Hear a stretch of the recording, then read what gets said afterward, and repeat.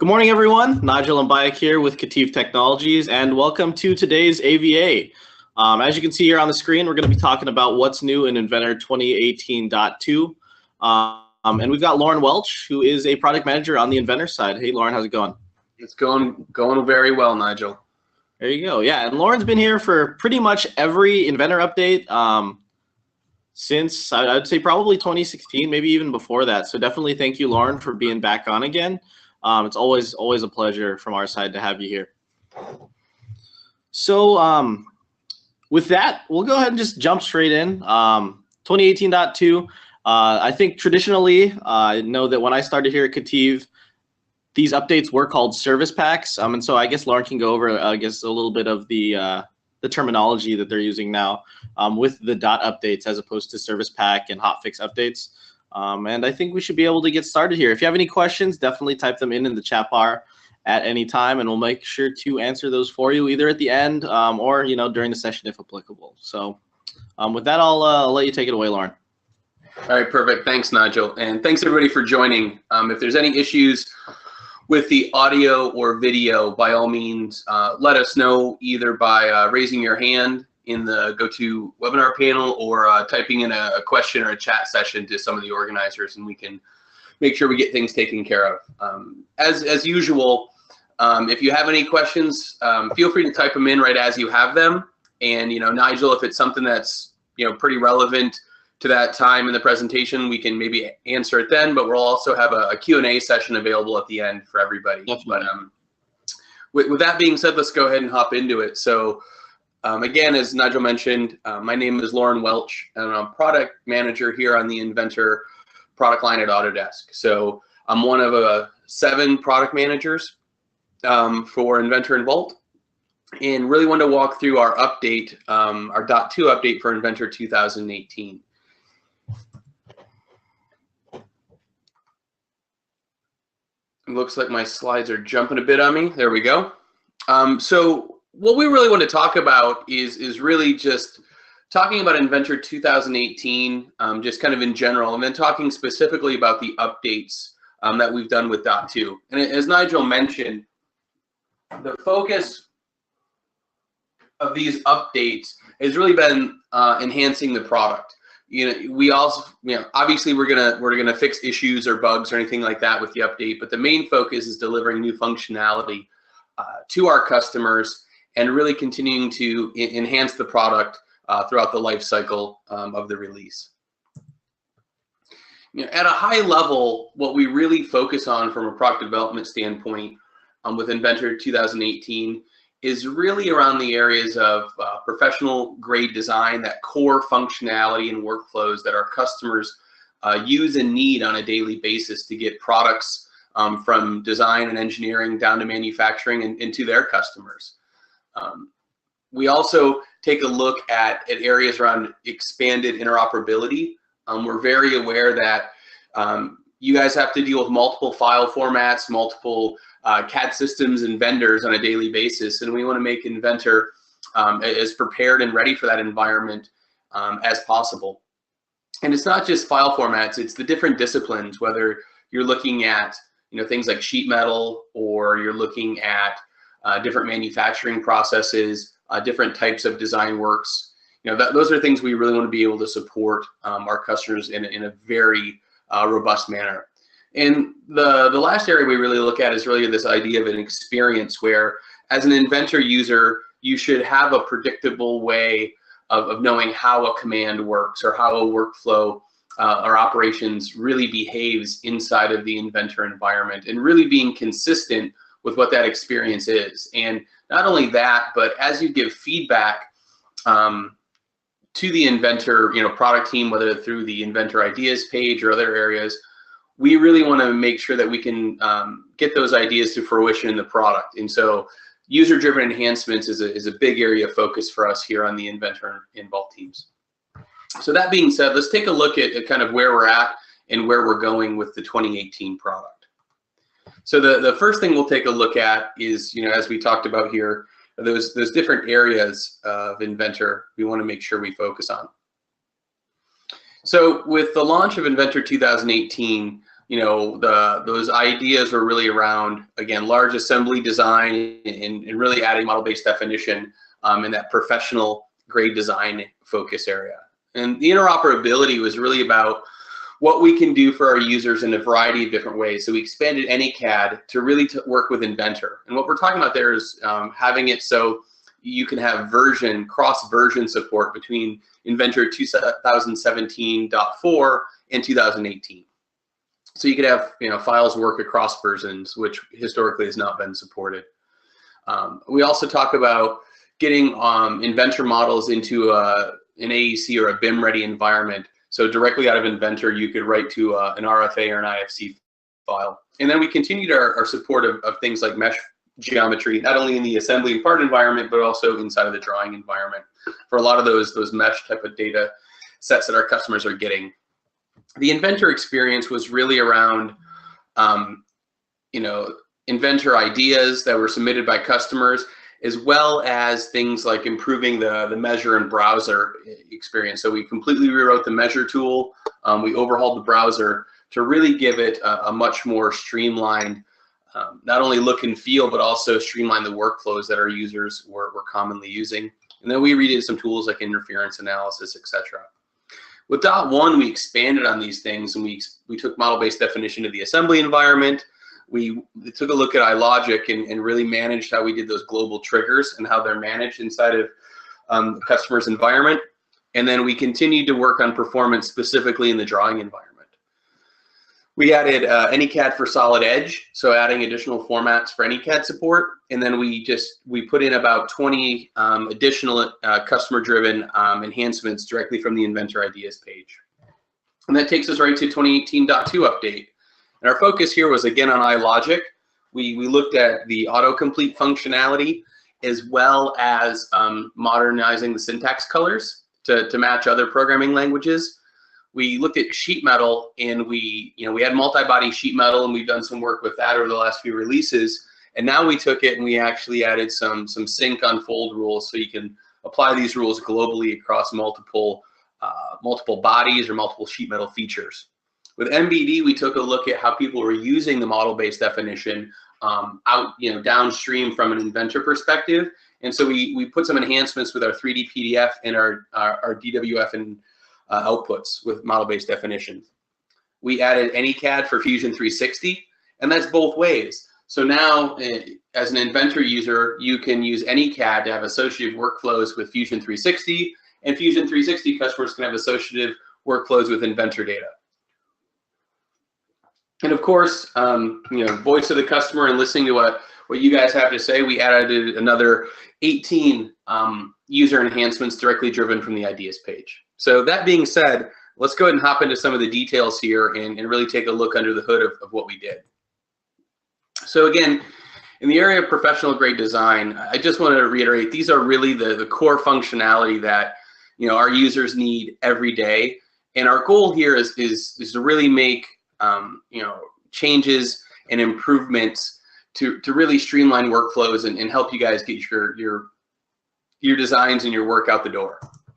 So if we focus on model-based definition, specifically with .2, we now make it so when you're writing out a DWF file, it can include all of those 3D annotations and model-based definition information. So those of you that are publishing DWFs and using them heavily in your environment, it'll now support all the MBD information at the part and assembly level.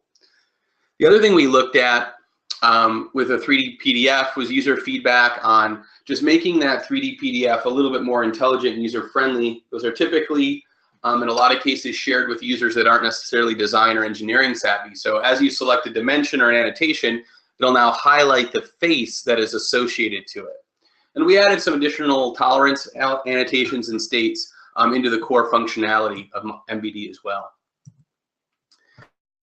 In the sheet metal environment, we introduced this idea of syncing unfold rules. So you might have a certain bend rule that's applied to one specific bend or flange, and you want to be able to apply that maybe more globally across multiple features or across multiple bodies. And so now you have this ability to sync rules much more easily across different sheet metal features. So think about it, if you have specific machines that are really doing a lot of your bending and fabrication. Now you have the ability to maybe have rules that apply directly to that based on how they're going to be manufactured, and you can apply them much more globally inside of the Inventor design environment. With iLogic, we really took a look and got feedback from our users who are really doing a lot of coding with iLogic, and they're doing typically a lot of coding with some other languages or programming tools as well. So we instituted the autocomplete. So as you're typing, if you put in a period and then you do a control space or a right arrow, it'll give you a list of the possible selections in alphabetical order of the variable that you can then place in there. There's a new header section in the rules editor that really allows you to put in those header statements, and they remain open. So next time you open up the rules editor, you'll have that in there. And it also, the autocomplete also works in that header section. When we take a look at syntax coloring, we have options there, so you can match between kind of the classic iLogic syntax coloring or match it with some of the more common or modern programming languages. So some really nice things you have there. And one simple thing that we've done based on user feedback is now when you do Control S, it'll save the rule right in that rule editor. So as you're typing, you can simply do Control S. You don't have to worry about your fingers leaving the keyboard and going and hitting the save command. So that being said, let's take a look at some of this. So here in model-based definition, you can see we have our part file. We have all of our design views established for how we've laid out our 3D annotations and model-based definition. And so now when we go to export this to DWF, as we've done with DWF in the past, you can define what design views you want to go with it. And now you'll see that's represented accurately in DWF, which was there before. But now as you select annotations, it highlights those faces. And the same thing with 3D PDF is now we've got this export to 3D PDF. When I select annotations, it'll then highlight the face that's relevant to it. Here with this sheet metal part, you can see we have a multi-body sheet metal part, and we have a very specific rule on that one particular flange. Well, now I can go to a body that has variable fold rules, and I can say, you know what, all of the bends on this body will use this particular rule. Here in iLogic, we'll go ahead and go into the rules editor and just show you some of the options here. So first is we'll switch to the modern syntax coloring. We'll add a header section, and then from here, that header section will remain as you come back and edit this specific rule. We're not going to put anything in there for this one right now. Here we'll show autocomplete. So as I type parameter and I do control space, it now gives me a list of the different variables that are possible as I go through. And it'll list those alphabetically. And again, I can jump right to those available commands as I'm writing the language. So again, for new users, this is very valuable. For experienced users, this is probably even more valuable because it can make you even faster as you write your custom rules and snippets inside of iLogic. So again, just more examples of the different parameters and values that we can put in with autocomplete. So once that's established, obviously when I go ahead and run that form or that rule, you can see how easily it's applied and updated. The next area of focus, as I mentioned before, is really around this idea of interoperability. Many of you are familiar with AnyCAD and how we've invested heavily with Inventor, the ability to read in a variety of different formats and associatively bring those into the Inventor design environment without having to convert or translate. And as those native files change in the system that created them, you'll get that referenced update as if it was a associative Inventor file, for example. So what have we done around AnyCAD with .2? Well, we've done a few things. One is a lot of times the DWG underlay, you will go ahead and place it in the environment, and you have these dimensions that you can attach. Well, once you create that dimension previously on the geometry, and if you needed to move it or things like that, you had to delete the dimension, create a new one. Now you can simply reattach that dimension to a new geometry, and that will allow you to really change how that's placed in the environment. So you can basically drag the dimension boundary line and attach it to a different reference geometry inside of the Inventor environment.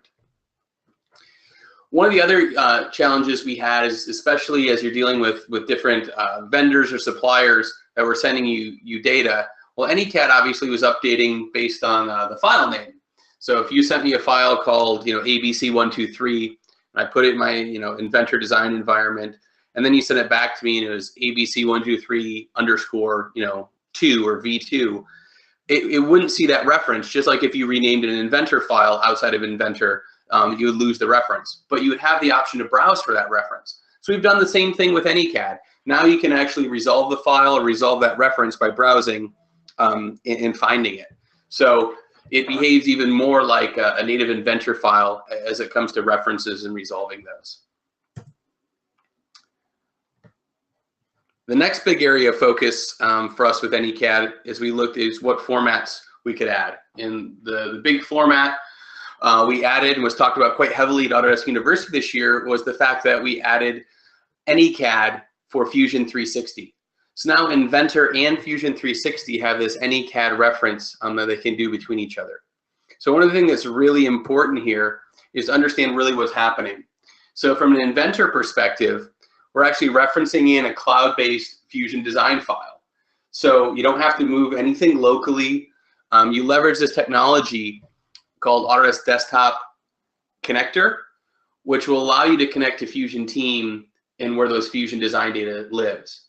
So one of the things you have to be aware of is you will need access to Fusion Team to be able to take advantage of this or be invited to a Fusion Team location, because that's where the Fusion data lives. So this Desktop Connector is a simple utility that you can download, and it allows you to see into Fusion Team as if it was a local or a network drive on your system. So think about it similar to how things like Box or Google Drive appear in Windows Explorer.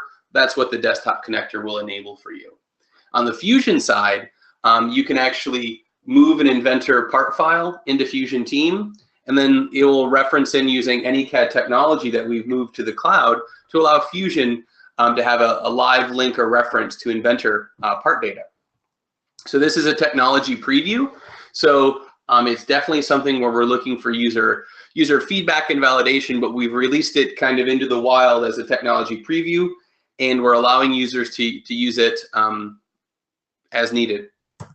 Some examples of customers that have been using this in some workflows is really around this idea of kind of a supply chain workflow. So this might not even be within your own organization, but a lot of times some people might want to move Inventor data into Fusion if they're doing things like cloud-based rendering, some additive manufacturing workflows that Fusion is investing in, even leveraging some of the cloud-based simulation and CAM operations that Fusion 360 provides. Going the other way, it really allows the Inventor users to connect to the Fusion community in ways that were never possible before, whether it's concept or industrial designs that need to come into Inventor and really go into the overall industrial machinery or mechanical engineering design. There's also this idea of a supply chain. There's a lot of Fusion 360 users out there that are doing, running machine shops, etc., and they haven't had a good way to connect to the overall Inventor community. So this really allows not only Inventor but Fusion 360 users to really now have kind of a bigger community that they can work with from a supply chain or interaction perspective. So some of this might be within your own organization, but more than likely it's really about connecting different companies together that are either Inventor or Fusion-based design houses. So here's just a nice video we put together just to show how this works.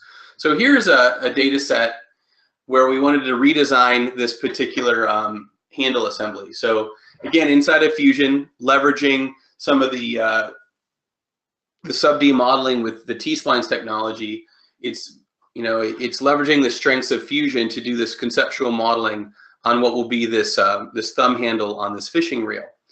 So we have the multiple bodies that we can turn into multiple components inside of Fusion, and then the challenge we had there is before you had to save it off as a step file or export to get it into Inventor. Well, now inside of Inventor, when I do file open or place, I can now browse to that Fusion design file, and just like any CAD reference, it'll bring it and take a look at that reference, but in this case, it's a cloud-based reference. So you can see I can load the model as a preview.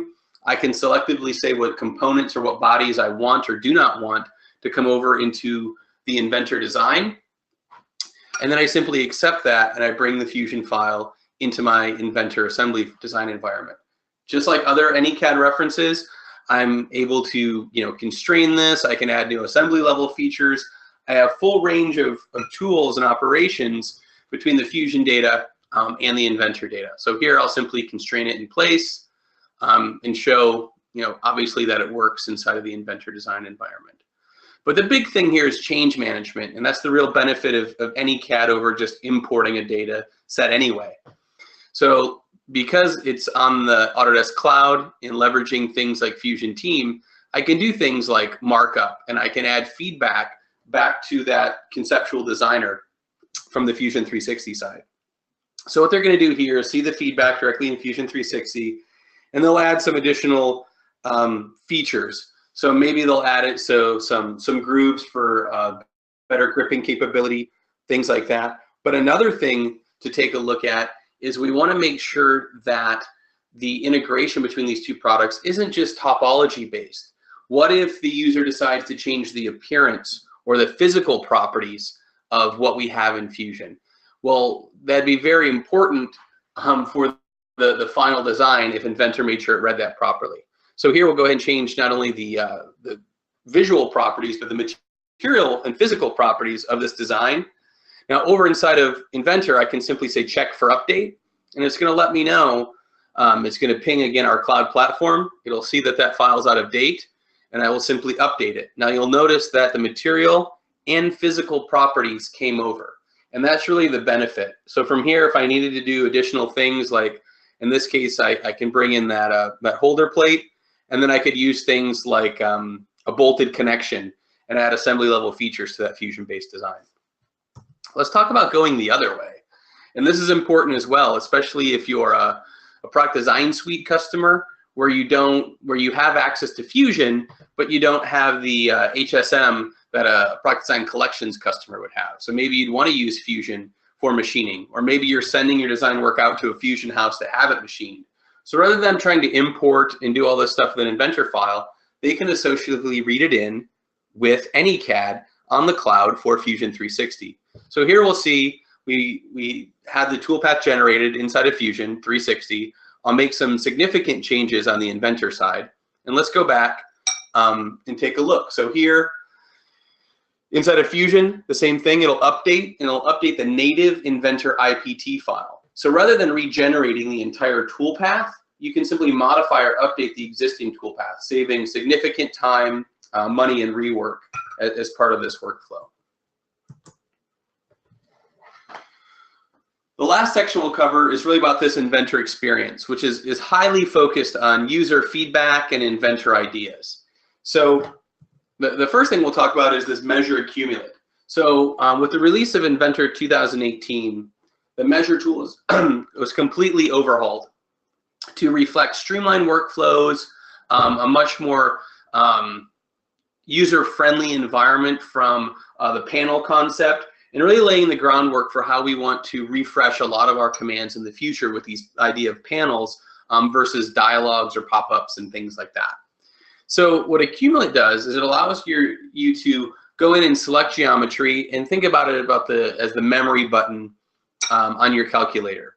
So it'll also organize it based on if it's a surface area measurement, an angular measurement, a linear measurement, and you can have separate groups that you're adding totals of.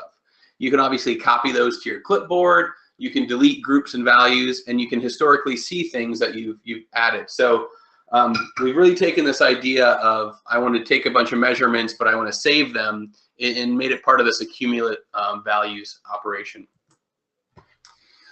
We added a bunch of ideas just on a lot of feedback from the Inventor Ideas page. So now when you do that ground and root components, not only is it with multiple components and configurable, it'll automatically remove the redundant constraints that had it placed initially in the browser.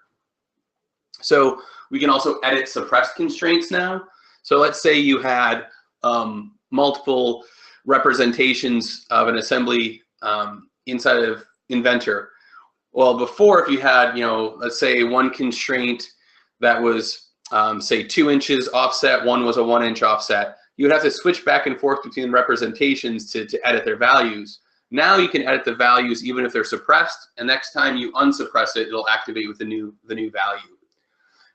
We've made it so when you export images right out of the Inventor screen, you now can give it that nice transparent background. So if you're heavily using the realistic setting under view mode that allows ray tracing and things like that, you can get some very nice high quality imagery, and now you can save it off with that nice transparent background.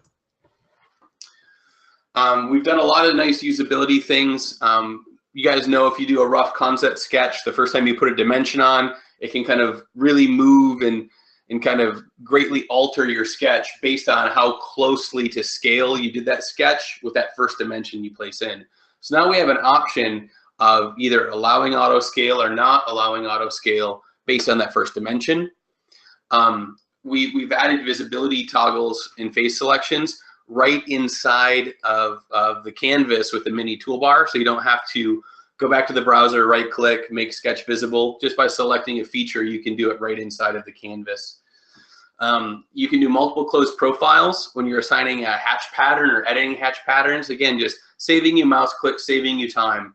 And then we've really taken a look at the content center and really improved how we do a lot of the searching, not only for the overall families, but individual members and scope as we go through there. So let's take a look at, again, those in action and what that really looks like. So here you can see we've got this belt inside of this mower deck, and we really want to see what the total length is. And there's multiple ways you can do this, but we're going to go ahead and highlight the new measure command.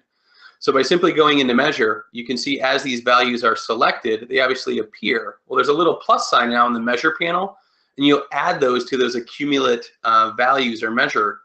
So you can simply add those in as needed, and then what it'll give you is obviously totals. So on the top, you can see I've got different overall measured lengths, and the very top is the total accumulate. You can delete individual or total values from that measure accumulate. Here you'll see, again, as we go back into measure, we'll select different things like surfaces. So if you're looking for total, surface area for painting or different applications, you can see that those are in there.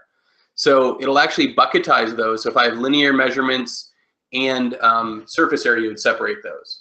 Here we'll dimension our first sketch, and you see it was sketched at 14, we changed it to 7, and it changes just that one piece of geometry. Now I can say auto scale the entire sketch based on that first dimension. So again, a nice setting inside of your sketch or your application options that'll now scale the entire thing versus just a single piece of geometry. The next thing we'll take a look at again is just selection of different sketch visibility. So by selecting a feature, now right in the canvas, I can say make that sketch visible. So if I need to share it or reuse it, it's much easier than going to the browser and right clicking. Here we'll ground and root, and I will create origin flush, reposition the browser, and I'll actually remove redundant constraints as it does that common placement. And here you'll see it'll add the flush mates between the two overall components and remove any redundant constraints. Here we'll see inside of this environment we have a suppressed constraint. So obviously now we can show some motion. Well, now that it's suppressed, I can actually edit it while suppressed, which again, we know historically you would not be able to do that or make any edits or changes to a suppressed constraint. We've also added the ability to do a partial chamfer. So just like we have partial fillets and things like that, we now have the partial chamfers and the full chamfer preview inside of the assembly environment. Here we're searching in Content Center. As I search for bushing and select that, I can now start adding things again with that new search bar, and I can say look for individual families or members based on what I'm searching for. Again, just to make the search much more efficient and much quicker for end users. Here we talk about the hatch. So here you'll see I've got multiple hatch regions. Here we have all of the footers across this entire conveyor. and I can select all of them and do global edits or changes. So in this change, we'll change it to a proper concrete. And then the last thing we'll show here, highlight, is the transparent background upon saving. So here we have this frame for a funny car, and we go in here, and we've always been able to export an image, but now if we choose, we can also have the transparent background. So if you're looking for nice imagery for presentations and product reviews, you'll see now it takes in that nice image without having to deal with the background and do additional photo editing for your image. So that's kind of a nice high-level overview of all the different enhancements we've made to 2018.2. And the one thing I'll talk about next, it always comes up, is how do you get it, right? So if you have the Autodesk desktop app installed, back in December, you probably saw an alert come up, and it let you know that it was, or in November actually, that it was available. And so you're able to access it directly from there, or if you log into your Autodesk account, you'd be able to download it. I know, Nigel, you were mentioning it earlier. We did have a quick hot fix on .2. So there's actually a 2018.2.2 that you should, again, see either through the desktop app or your accounts page. So just something to be aware of if you haven't downloaded it yet. That's the one that you will see that's available. So that being said, again, I appreciate everybody's time. I know I've talked for quite a while here. I'm more than happy to take any questions or feedback while we have time. Yeah, definitely, Loren. Thanks again for being here. We do have a couple of questions that came up, but just an aside really quick, for those people who are installing or planning on installing Autodesk Inventor 2018.2 or any other Autodesk products either, if you do run into any issues or you need some guidance for that install process, feel free to reach out to us here at Kativ. We're more than happy to do so. Even if you're not our customer yet, we'd like to definitely earn that business in the future. But if you do have any questions about that, we do have a dedicated Lifeline team who is more than happy to answer any questions anyone does have about getting the latest and greatest on their computers, right? We don't want to leave anyone behind. So I know I've talked to some people in the last couple of days who wanted to watch this webcast because maybe they're on something like 2015 or 2016. We just want to learn some of the new things moving forward. If you have missed a bunch of these sessions, just want to know what's been included. I know Loren talked a little bit about what they included in .1 as well as the .0 release last, I guess it was April or so. We do have a lot of those videos and some blog posts as well on our website. So if you are interested in seeing, some of the other stuff that's in 2018 that wasn't a release maybe a little bit prior to this one, let me know and I'll definitely get the right information out to you. You'll hear Loren's voice again on most of those videos, so it won't be too foreign for you. So there's a couple questions here. First off, we've got, let me scroll up here real quick. I'll start from the top. In regards to 3D annotations and MBD, Loren, is there anything in there yet for welding symbols or plans to do so? Is that something you've heard, on the ideas page? So yeah, we've heard it from the ideas page. Weld symbols inside of the assembly environment have actually been there for quite a long time. It's not directly tied to our MBD efforts, but as you make weld beads and things like that, it is associated with the weld bead though. So if you're looking to do weld annotations without the weld bead, that's something that's not there yet, but it is something we've definitely heard feedback on and are taking a look at as part of our MBD roadmap. Cool, awesome, yeah. And then in regards to the Idea Station in general, Loren, do you want to let users know how they can get to that and how they can, add some of their feedback as well, for things that maybe they want to see implemented in the next couple of years? Yeah, sure. So if you're not familiar with the Inventor Ideas page, almost all the products here at Autodesk have an Ideas page. You can just search, online for just Inventor Ideas page. Formerly it was called the Idea Station, but it gives you not only an ability to put in a request or something that you'd like to see in Inventor, but you can see what other users have posted. We're very, very transparent on that page on ideas that we've accepted, ones that we're working on implementing on.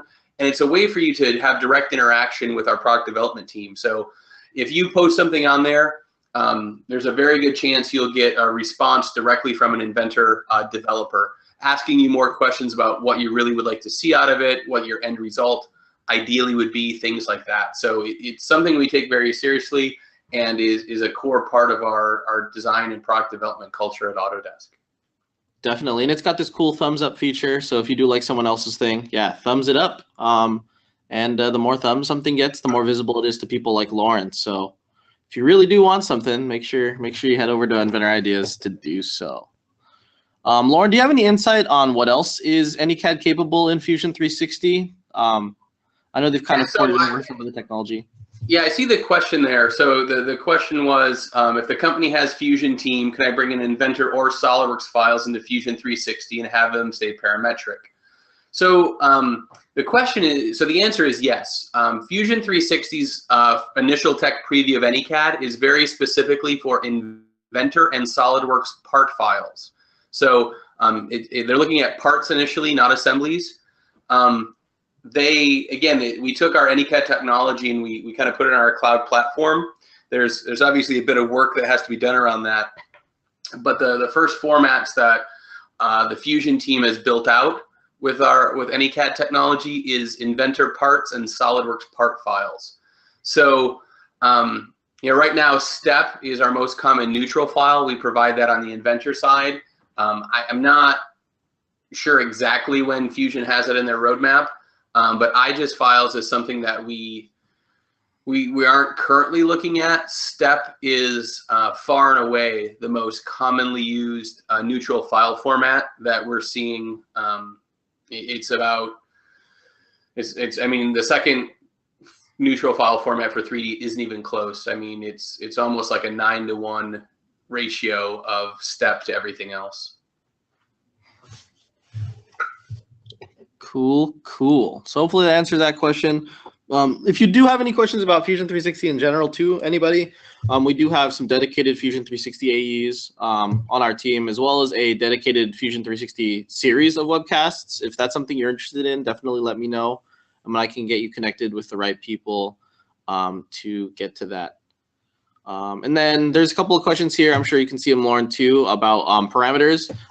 Can measured data be linked or exported as a parameter? And then as well, can Content Center be searched by things like parameters and metadata as well? So the first thing I'll answer is the measure command. So with the measure command, that since we've refreshed it, that's the #1 request we have now, is that they would like to link those values directly into parameters. So it's something that's on our roadmap, but it is not currently in product. Content Center is another area of focus for us. We're doing a lot of work looking into additional updates on different ways we can improve the searching and performance. So I would have to dig a little bit about parameters and metadata. I think we take a subset of that data, but I would have to double check on that. So that's something we can follow back up with. So. For sure, cool. And here's a question from Henrik. He joins us pretty much every week, and I think he's in Europe, which is really cool. So definitely a worldwide thing for AVA.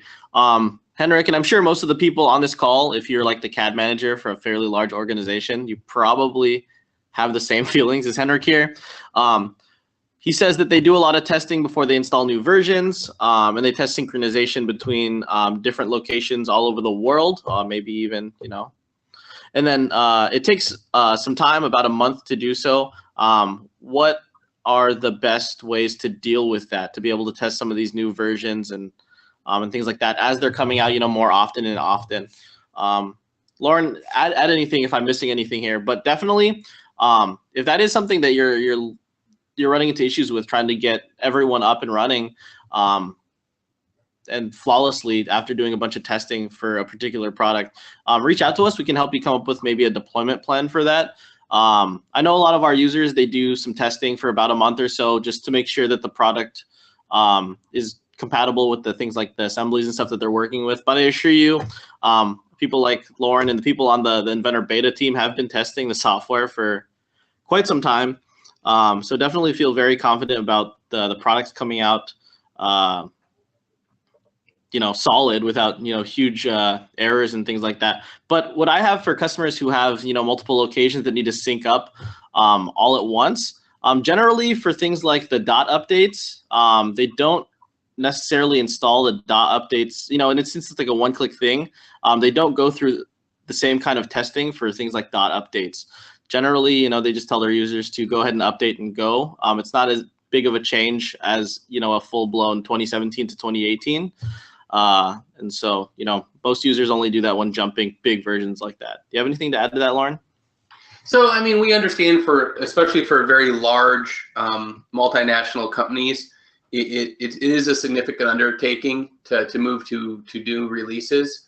What we found is that, you know, most people will move right to one of the updates they find is most relevant to them versus moving to like the .0 or the initial release.